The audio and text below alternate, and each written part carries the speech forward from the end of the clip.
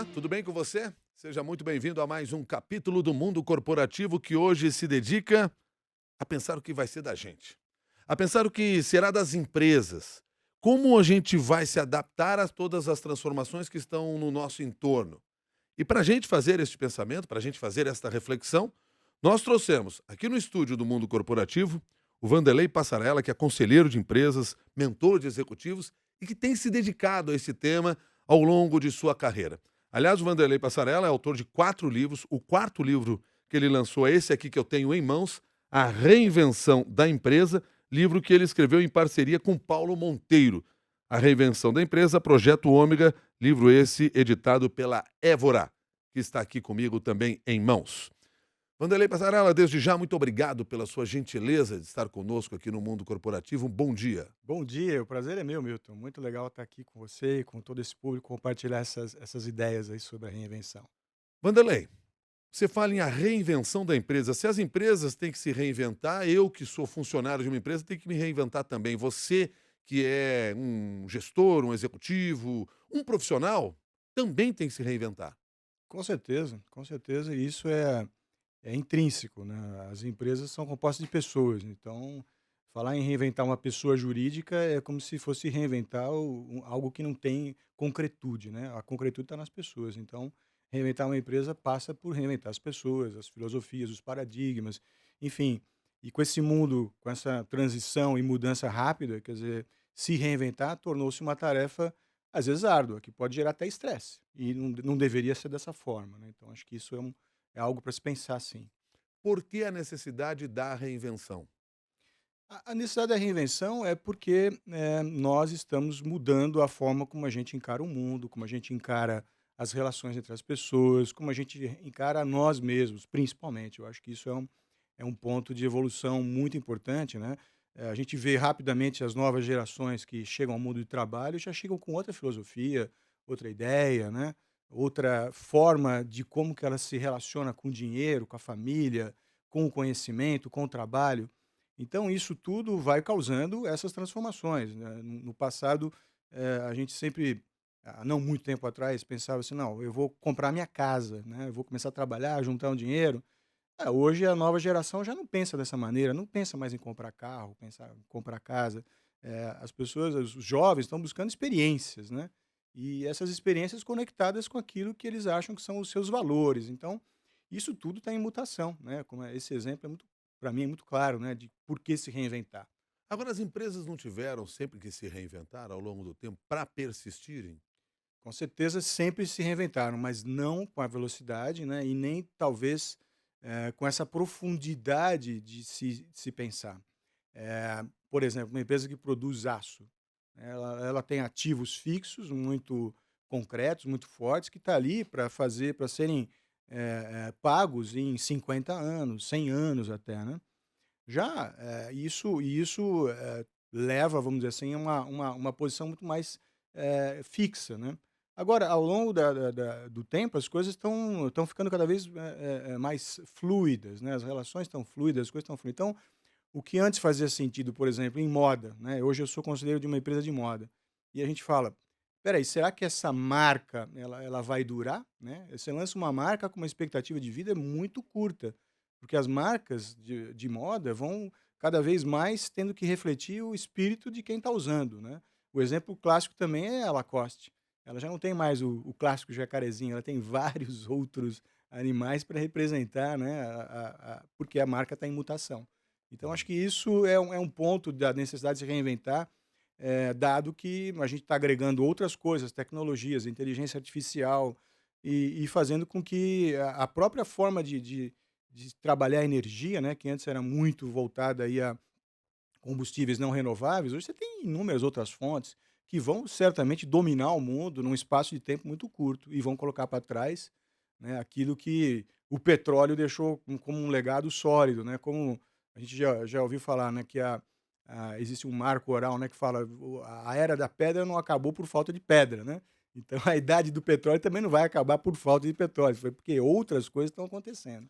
Agora, quando você falou lá no início de que muitas vezes essa transformação ou reinvenção tem causado estresse, mas não precisava ser assim, Como a gente consegue viver nesses cenários, sendo ameaçado a todo momento, sem sofrer esse estresse?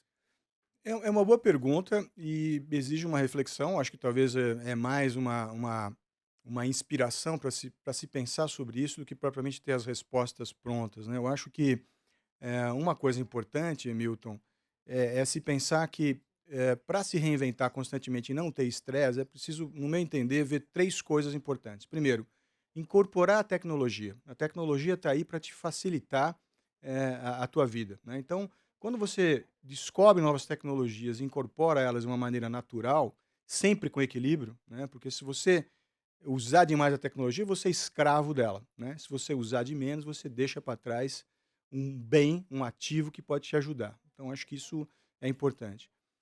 Segunda coisa que eu acho que para viver sem estresse é você eh, saber que para você ir mais fundo na necessidade de se especializar, entender melhor as coisas, é preciso ampliar a base. Ou seja, se a gente pegar a figura de um triângulo equilátero, né? Então, colocando ele de cabeça para baixo, a seta que vai no meio do triângulo, ela, para você poder mergulhar ela mais fundo, significa e manter o triângulo equilátero, você vai ter que ampliar a base. O que eu falo que é ampliar a base? Você abrir os conhecimentos, né? Antes a gente pensava que um especialista tinha que saber tudo daquilo e acabou. Hoje ele precisa fazer sinapses, ele precisa ir buscar uma relação mais multidisciplinar, entender que ele vai ter influências de outras disciplinas, né? Então, é aquela ideia da biomimética, né? Onde que estão as melhores embalagens? Na natureza. Então, os engenheiros projetistas de embalagem têm que se basear no que a natureza já tem. Então, ele vai buscar a biologia, vai buscar a ecologia, vai buscar outros conhecimentos. Então, é preciso fazer com que esse conhecimento especializado não fique uma camisa de força. Então isso te relaxa de alguma forma. E o terceiro movimento que eu acho para não ter estresse é você passar a trabalhar mais focado, mais centrado, olhando mais para si mesmo, né? A gente está vendo o mundo fora mudando, mas você vai mudar também, né? Isso só consegue essa mudança se você se aprofundar nas suas próprias relações internas, no seu próprio autoconhecimento, na sua própria autodisciplina, na sua própria forma de como você encara as coisas, seus valores, né? E isso está sempre te dando uma oportunidade de você fazer as coisas menos estressado. Espera aí, não adianta eu querer mudar o mundo, eu tenho que olhar para mim, talvez mudar a mim mesmo antes, né, e fazer tudo de uma maneira bastante ponderada. Acho que isso é o ponto. Eh, existe um processo que eu devo desenvolver para estar preparados nessa mudança? Eu não diria que é um processo, eu acho que eu diria que é algo que tem que ser natural, né, olhar eu dei essas 3 variáveis, talvez existam outras e cada um talvez tenha um caminho diferente, né, acho que não tem fórmula de bolo, mas, não é uma coisa que você pode chegar e falar assim: "Olha, a partir de hoje, eu vou me preparar para a mudança, vou me reinventar, e isso vou seguir um processo", né. Tem algumas etapas, né, como eu falei, de você, se preparar para isso, mas não que você tenha que se prender, cada um vai encontrar seu caminho. Agora, onde é que eu vou buscar esse conhecimento? Ele não está mais na faculdade? Ele não está mais na escola formal? Onde é que está esse conhecimento? Ou ele está nesses ambientes ainda? Esses ambientes eles estão também em transformação, né, a gente está vendo a eclosão de cursos cada vez mais diferentes, né, não tradicionais, cursos mais rápidos, ensino à distância, parcerias, mentorias, né, então você tem uma outra rede que se forma, né, de como você vai conseguir educação.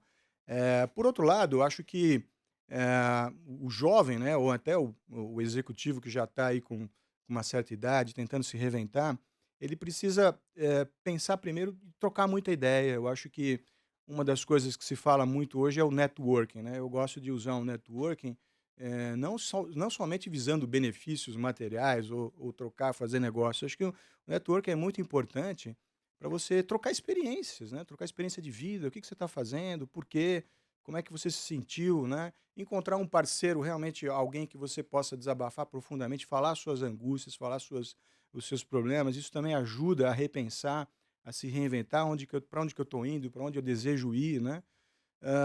E ao mesmo tempo, eu acho que uma coisa que eu acho que é muito importante aí nesses meus anos aí de mentoria com executivos, eu acho que as pessoas têm que se preparar primeiro, para viver com menos. Acho que isso é muito importante, porque ao se preparar para viver com menos, você também não precisa ganhar tanto, né. Então, nesse ponto, você ganha uma independência financeira. A gente sabe que para sobreviver e ter um certo nível de conforto, que é extremamente útil e agradável, você precisa da questão monetária, tem uma questão monetária resolvida.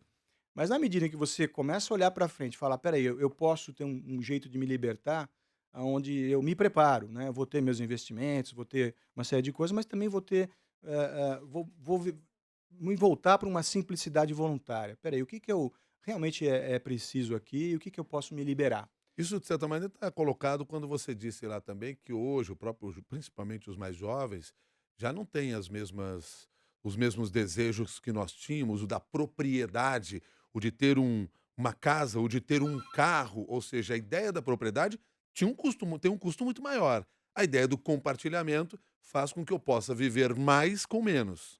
Perfeito, acho que é muito nessa linha e o jovem já vem com essa visão, né, talvez por ver os seus pais como sofreram, né, e os pais porque viram os avós, então a gente vem numa cadeia, né, onde eu entendo que, é preciso questionar isso tudo. E ao se preparar, né, pra poder viver com menos, você começa a liberar seu tempo para olhar para si mesmo, para olhar mais para descobrir outras disciplinas, como eu falei, para você poder mergulhar mais profundamente naquilo que você faz, criar mais sinapses, né, enfim, acho que isso é um dos componentes que eu vejo importante. É muito claro que nós temos que estar num aprendizado constante. Como aumentar a nossa capacidade em aprender, sabendo que a quantidade de informação é cada vez maior? Eu acho que é um pouco do que eu falei antes, né, da capacidade de você, ampliar os teus horizontes com outras disciplinas, com outras visões de mundo, né, e ao mesmo tempo também abrir mão de querer saber tudo, né. Eu acho que, ao mesmo tempo que você amplia é um paradoxo, né, eu preciso ampliar meu conhecimento, criar outras sinapses, mas espera aí, eu não tenho todas as respostas, né, eu sou parte de um processo, né, eu posso, comprar um conhecimento ali, adquirir outro lá, e viver menos estressado, né, vivendo: "Olha, eu vou encontrar esse meu caminho aqui, essa é a forma que eu posso contribuir, essa é a forma que eu posso monetizar o meu conhecimento", que isso é importante, mas não viver em função só disso. É capaz de você é uma pessoa que é capaz de ter amplos interesses, né, e esses amplos interesses vão te preencher de uma forma melhor, né, e não te deixar, levar por essa onda, né, de querer saber tudo. Acho que isso é um ponto. Uma das questões das quais você se debruça é mostrar como a gente pode desenvolver essa agilidade do aprendizado, Uhum. né.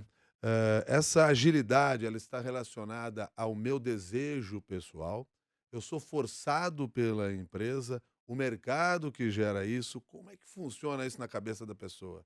Eu percebo de repente: "Olha, eu preciso aprender, não tem jeito". É eu que percebo isso? Sim, você colocou a coisa de uma maneira bacana, porque acho que tem uma força externa, né, que vem da própria dinâmica da empresa, como a empresa está se reinventando e ela está se preparando para um mundo diferente, ela te coloca uma certa pressão para você se reinventar, né. Mas ao mesmo tempo também nasce dentro de você, porque você percebe que, de uma maneira muito parcial e muito voltada a um único objetivo, você não é feliz, né. Acho que vem à tona essa ideia de que: "Olha, como é que eu posso fazer para estar atualizado nesse mundo que muda, mas ao mesmo tempo estar feliz comigo mesmo, né?". E aí é a hora que você tem que olhar, voltar para sua essência. Espera aí, em alguns momentos, se você entender que a tua essência, a tua vocação, aquilo que brilha teus olhos, está distante do que aquele mundo que você está vivendo está te oferecendo, é hora de tomar uma decisão difícil, né? Eu acho que eu vou ter que e isso está acontecendo e pipocando para todo lado, né? Ao mesmo tempo que novas funções são inventadas, como a gente tem aquele jargão, né, que diz que daqui 5 anos 50% das novas funções não existem hoje, né, dada a velocidade que está. Então é melhor você estar preparado, né, de uma maneira mais ampla e aberto às oportunidades, aberto ao conhecimento, e não ficar tão preso, né, tão preso àquilo que aquela demanda atual te exige. Então, esse equilíbrio, de novo, é um paradoxo, é um equilíbrio dinâmico em que você vai olhar as oportunidades que vão estar na frente que você não sabe quais são e se preparar hoje. Se preparar hoje como? Se aprofundando em si mesmo, olhando aquilo que você gosta e se direcionando, né? Estudando, abrindo outras maneiras de outros cursos fora, né? Hoje está muito fácil da gente poder ter acesso a esses cursos, a outras universidades, né. No passado, por exemplo, eu fiz cursos fora do Brasil várias vezes, em universidades fora do Brasil, e tinha que desembolsar 10, 15 mil dólares para fazer isso, né. Hoje, acabei de fazer um curso na Columbia University, né, na Columbia Business School, sobre estratégias de negócios digitais, com $1.500, né, e praticamente sem ter que me deslocar, para o ensino à Hum. distância.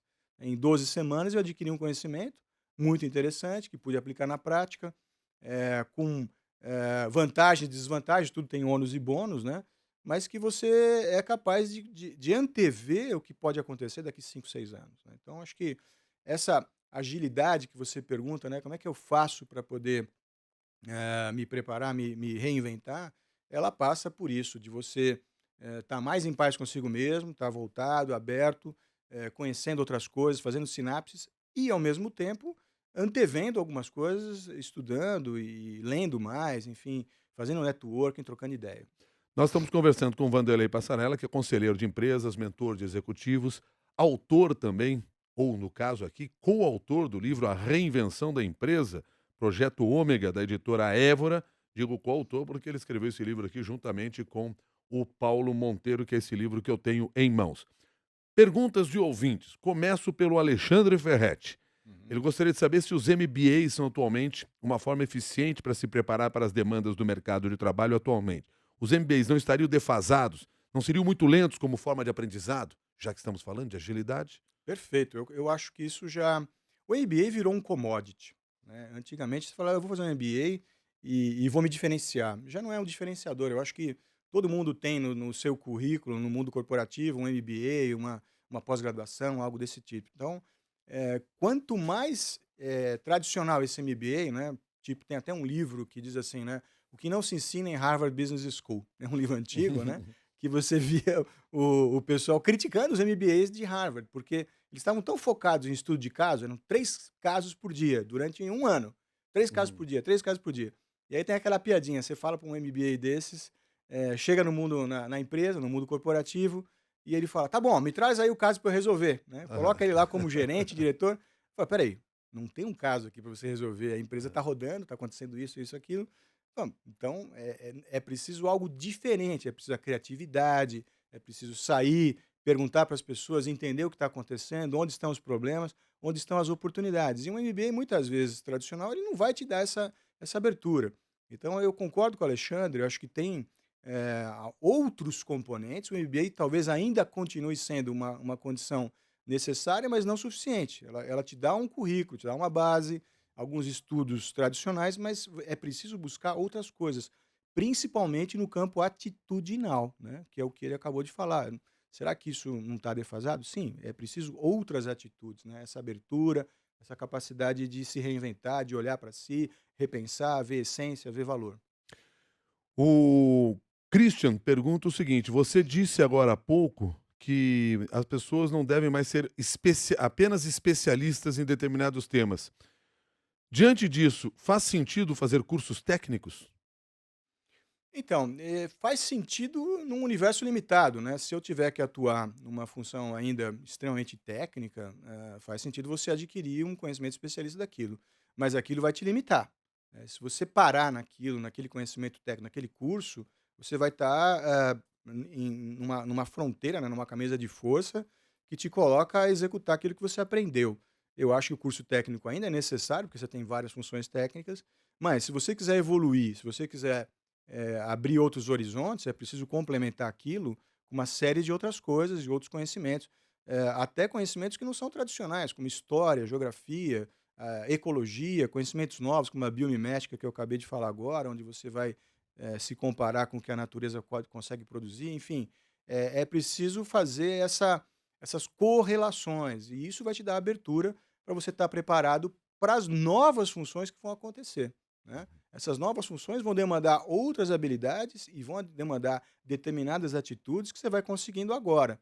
Limitado pelo ensino técnico, você não vai ter essa capacidade, essa amplitude. A Jaqueline pergunta se você se reinventou.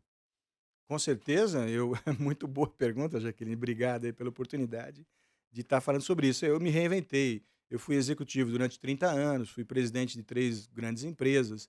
Em algum momento na minha carreira, até por circunstâncias, né, eu fui forçado a repensar o que eu estava fazendo.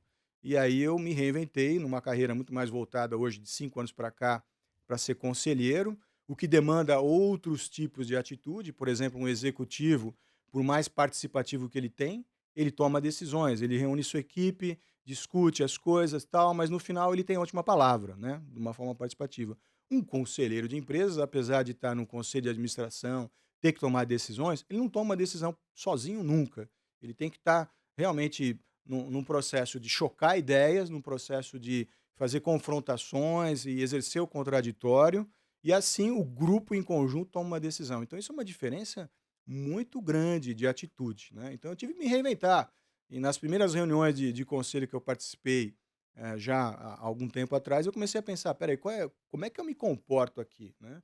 E isso me levou a uma reflexão: "Espera aí, eu preciso aprender mais sobre reuniões produtivas, eu preciso aprender mais como exercer a crítica ao outro sem ofendê-lo", né, que é uma característica até do brasileiro. O brasileiro, ele não gosta muito de ser confrontado, né, ele gosta mais de tapinha nas costas: "Você é meu amigo, vamos lá, vamos tomar um café, uma cerveja", e no final das contas isso não é produtivo para um tipo de atividade que eu exerço hoje. É importante exercer o contraditório, chocar, sem ferir suscetibilidades, né. Então, sim, eu me reinventei e continuo me reinventando, porque eu pretendo trabalhar ainda muitos anos pela frente. Bom, idade você tem para trabalhar muitos anos pela frente, com certeza. Agora é o seguinte, e desejo também, ficou muito claro aqui nessa sua resposta. Você falou aí em líder. Aham. Os líderes contemporâneos claramente têm de ser diferentes para que se consiga sobreviver neste cenário. Uhum. Que tipo de liderança é essa que o novo mundo espera? Eu acho que ela é uma liderança que se coloca como facilitadora. Eu não vejo mais, né, no mundo do futuro, esse líder que ele era extremamente, autoritário, que puxava a coisa, tal. É muito mais um líder que empurra, que está por baixo, né, ajudando a alavancar as coisas, do que esse líder, que vinha por cima, autoritário. Então, acho que, primeiro, a demanda desse novo líder, é aquela pessoa capaz de criar uma equipe que se autolidera, né. Obviamente exercendo uma facilitação, tendo uma experiência, tendo uma capacidade de congregar pessoas, que é uma habilidade extremamente necessária e eu diria até que rara, né, a capacidade de fazer com que as pessoas trabalhem juntas, se entendam, resolvam conflitos, né. Então, eu acho que esse novo líder, ele passa muito mais por esse âmbito de capacitações humanas do que propriamente capacitações técnicas, né. Então ele tem uma nova forma de se colocar. E ele vai ser capaz, de gerar na sua equipe, despertar em outras pessoas, essa mesma capacidade de liderar. Se ele não estiver lá em algum momento, alguém assume, né. É como aquela corrida de patos, né, que um está sempre na frente tomando o vento contra, mas facilitando para os outros, e em algum momento troca o pássaro, né, vai um outro pato para frente. Então acho que isso, eu acho que é a demanda que vai precisar no futuro. O mundo muda rápido, e as coisas estão evoluindo também com muita rapidez, as transformações, é preciso ter um grupo que se autolidere, que tenha vários líderes em conjunto. Porque no livro você, quando fala em liderança, tem um capítulo em que você diz assim: tão falada e tão em falta. Por isso, porque eu acho que a gente tem inúmeros cursos, inúmeros livros de liderança, né, e aliás, fazendo crédito a esse capítulo ao Paulo Monteiro, meu parceiro, né, que foi ele que escreveu esse capítulo, mas a gente sempre trocou ideia sobre isso. Acho que esse é muito falada, porque está em todo canto, mas ao mesmo tempo está em falta, porque a gente não consegue enxergar ainda, né, em quantidade suficiente, esse novo líder que eu te passei rapidamente, esse perfil, né. Hum. Então por isso que eu acho que é falado em falta. Tá certo. Olha aqui, ó, Marina Vecchio escreve para cá e ela quer falar sobre as transformações em setores conservadores. No caso, ela coloca já entre parênteses como a construção civil. Faz um comentário inicial dizendo que é arquiteta e atua no setor, vê uma grande resistência, dificuldade das construtoras, incorporadoras para adotar novas soluções de arquitetura sustentável, etc. Aí Uhum. vai para a pergunta. Sim. É sabido que alguns setores são originalmente mais conservadores. No caso de empresas já estruturadas, com seus valores e cultura condizentes com o setor conservador, e também já enraizados entre os colaboradores, como você vê a possibilidade de iniciar mudanças para acompanhar as evoluções do mundo? De fato, o John Kenneth Galbraith, né, um famoso economista canadense, ele dizia assim, que uma revolução nada mais é do que um chute numa porta já podre, né. Uhum. Então, quando ele diz isso, ele fala: "É preciso ter algumas condições de contorno que vão levar a isso". As empresas vão mudar, e eu acho que isso a pergunta é muito pertinente, quando elas perceberem no contorno que essa forma tradicional já não responde. E o mundo das startups está fazendo tanto sucesso, né? Hoje eu participo de um conselho de uma empresa que trabalha com equity crowdfunding. O que ela faz? Ela ajuda as startups a se financiar através de equity, né? Regulamentado pela CVM, etc. e tal.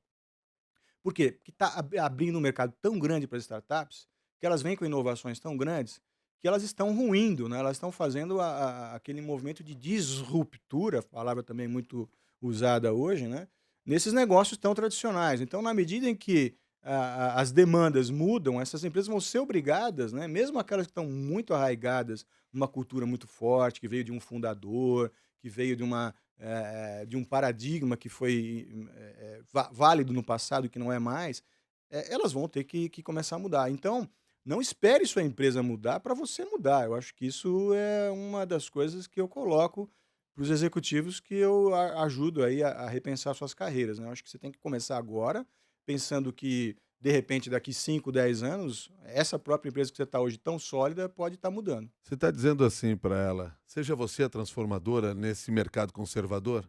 Com certeza, seja você o agente da sua própria transformação, né, e se prepare para um mundo novo, porque ele está vindo.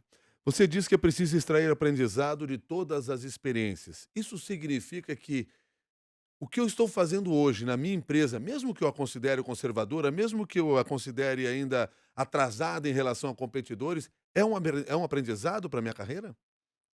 Sem dúvida nenhuma, acho que tudo é válido, né?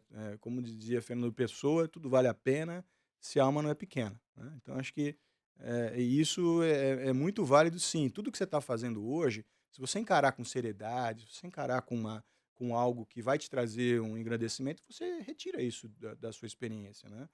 Agora, não se limite a isso, esse é que é o ponto, né? Você está tendo aquela experiência, mas abra a cabeça, converse com outros para ver outras Porque eu coisas. fico pensando o seguinte: eu tenho é que ter consciência de que eu posso tirar algum ensinamento do que está acontecendo comigo agora. Porque se eu não tiver essa consciência, se eu não refletir sobre o que eu estou fazendo, viro tudo mecanizado, eu nem percebo que ali tem uma riqueza, pelo menos para eu usar como experiência quando eu for para uma outra empresa, para um outro mercado.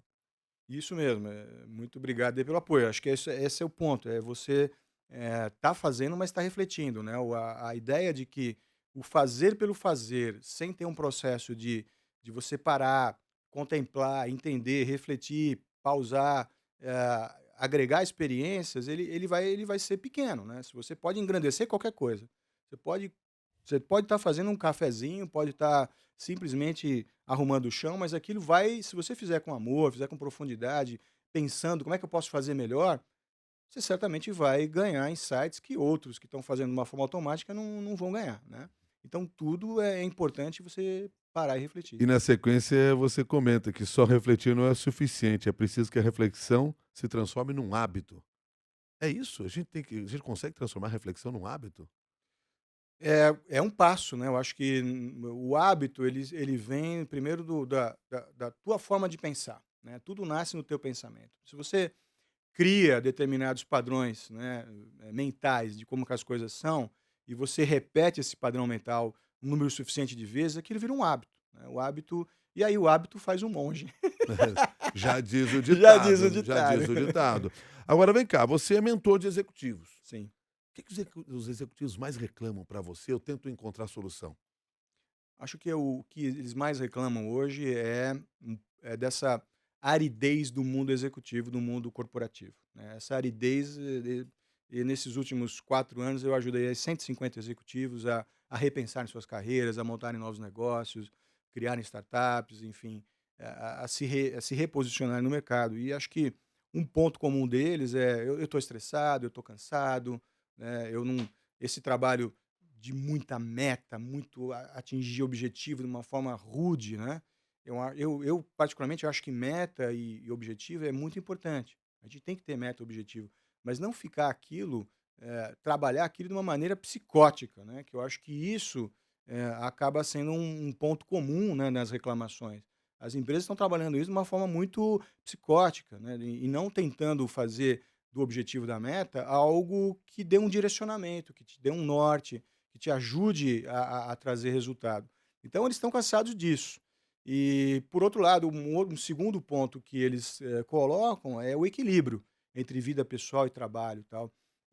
Muitas vezes, quando um executivo perde o emprego, ele parece que perdeu a sua própria personalidade, né. Eu tive casos, assim, de alguns executivos que iriam fazer algumas poucas sessões comigo e acabaram ficando muitas sessões, porque começaram a questionar a si mesmo: "Quem sou eu? Né, cadê meu sobrenome? O que que eu devo E fazer?". aí o que que você faz para ajudar o cara que tem todas essas preocupações?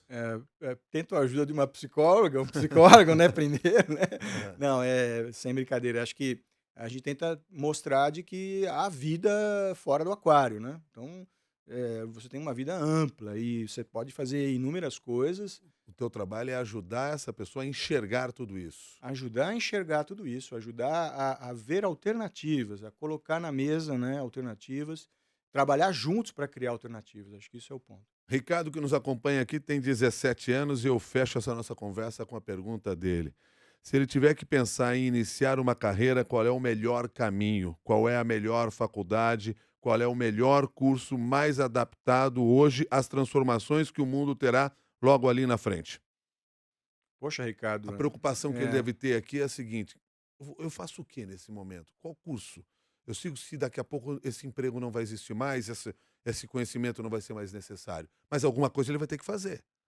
eu acho que não dá para ter uma resposta, né, eu acho que primeiro, tenta a minha colocação para você, cara, primeiro tenta olhar um pouco aquilo que brilha teus olhos. O que que é algo que hoje eu gosto de fazer, etc e tal, e vai mergulhar nisso. Nem que depois que você termine, né, você fale: "Não, espera aí, agora eu vou esse conhecimento foi útil, né, naquela ideia de que tudo tem um aprendizado, tudo traz uma experiência, foi útil, mas agora eu vou redirecionar para outra coisa". Eu mesmo sou um exemplo disso, eu sou engenheiro mecânico de formação, me formei aqui na Politécnica, na USP, e exerci a minha carreira de engenheiro mecânico por 6 meses, depois mudei. Então Tá certo. Ó, só para fechar aqui, a Marina Vecchio escreveu de novo, depois da resposta que você deu para ela sobre a transformação em mercados conservadores. E ela diz o seguinte: foi um reforço para o que eu estou fazendo, me preparando para buscar conhecimentos e capacitação em mercados fora, para voltar e tentar contribuir para a força dessa mudança aqui no Brasil. É a mensagem da Marina Vecchio que assim fecha essa reflexão com a gente. Legal, né? legal, ótimo, Marina, obrigado. Vanderlei Passarella, quero agradecer sua gentileza de ter conversado conosco, compartilhado parte desse seu conhecimento com os nossos ouvintes aqui no Mundo Corporativo. Muito obrigado. Obrigado a você, Milton, foi um grande prazer. Vanderlei Passarella, que é conselheiro de empresas, mentor de executivos, coautor deste livro aqui, ó, A Reinvenção da Empresa, Projeto Ômega, editora Évora, livro que ele escreveu com o Paulo Monteiro, e que tem muito mais conhecimento aqui também registrado. Meu convite. Bom, primeiro meu agradecimento a você que participou. E o meu convite é o seguinte: pegue o seu conhecimento e compartilhe com outras pessoas. Um ambiente para isso? Nós temos um grupo de discussões lá no LinkedIn. Mundo Corporativo da CBN. Busca lá. Faz a inscrição, é de graça, coloca seu nome lá, seu nome vai ser autorizado imediatamente e você passa a participar desse grupo, levando o seu conhecimento àquelas pessoas e, claro, absorvendo o conhecimento dos outros. Se a vida é um laboratório, como o Vanderlei disse aqui, vamos aproveitar esses laboratórios que estão à nossa disposição. Muito obrigado pela sua participação. Até o próximo capítulo do Mundo Corporativo.